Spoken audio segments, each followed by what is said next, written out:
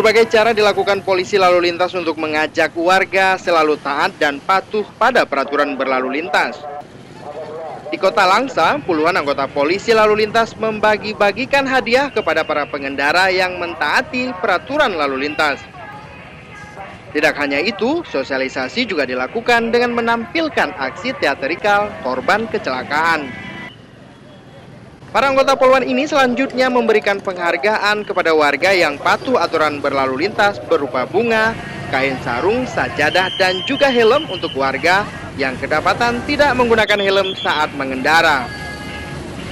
Menurut Kasat Lantas Polres Langsa, Ibtu Cut Putri Amelia, operasi simpatik ini dilakukan untuk mengurangi angka pelanggaran lalu lintas di wilayahnya. Kita mengutamakan tindakan simpatik berupa peneguran. Jadi yang kita utamakan itu adalah tindakan persuasif. Para anggota polisi lalu lintas ini juga mensosialisasikan bahaya ugal-ugalan di jalan raya dan memperlihatkan resiko bagi pengendara yang menjadi korban kecelakaan lalu lintas. Dari Kota Langsa, Said Maulana melaporkan untuk Aceh Video.